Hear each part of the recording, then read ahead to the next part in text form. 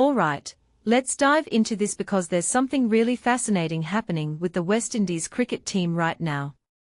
You might glance at the headlines and see they are still at the bottom of the WTC 2025-27 table, and think, oh, same old story.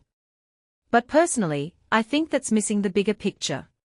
What makes this really interesting is the process they are going through, a kind of quiet revolution in their Test cricket approach. It's not about instant results, it's about laying the groundwork for something sustainable. And from my perspective, that's where the real story lies. Here's the thing, Daren Sammy is talking about small, incremental changes that are starting to pay off. One of the key metrics they've been focusing on is batting longer in the first innings. Now, this might sound like Cricket 101, but what many people don't realize is how much of a struggle this has been for the West Indies in recent years. Sammy mentions they were averaging around 60 overs per first innings, that's barely a day's play. But now, they are consistently batting into the 90-over mark, facing 2 new balls in the process. If you take a step back and think about it, that's a massive shift. It's not just about scoring runs, it's about occupying the crease, building partnerships, and putting the opposition under pressure. What this really suggests is that the West Indies are starting to trust their process. Sammy keeps coming back to this idea of small steps, and I love that. It's easy to get caught up in the hype of big wins or flashy performances, but cricket, especially Test cricket, is a game of patience. A detail I find fascinating is how they've achieved 5 centuries in their last 5 tests, with Amir Jangoo's 233 being the standout. But more importantly, they've consistently scored over 300 in the first innings. That's not just luck, that's the result of hard work, coaching, and a mindset shift. Now, let's talk about the broader implications here. The West Indies have been written off by many as a fading force in Test cricket, especially after tough series against Australia, India, and New Zealand.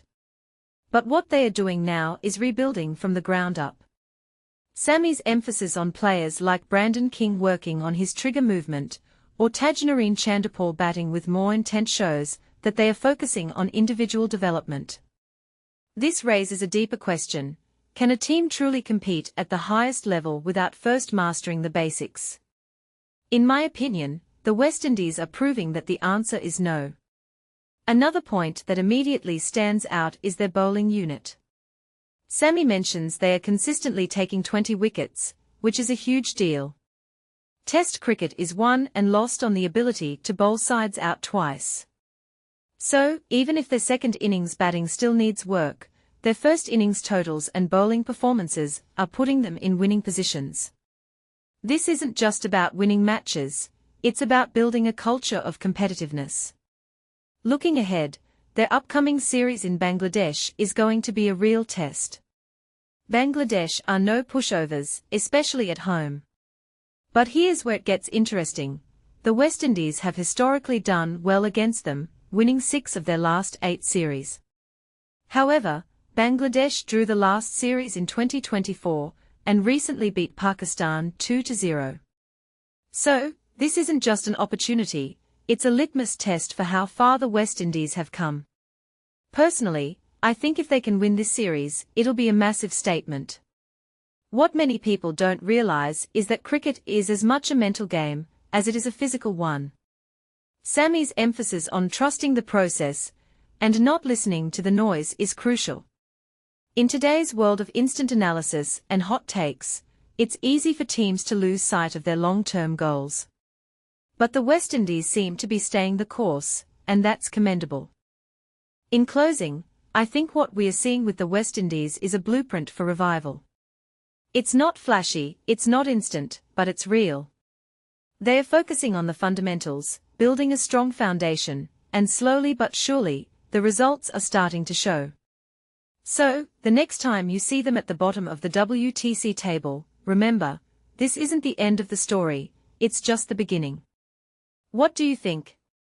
Are the West Indies on the right track, or is there more they need to do?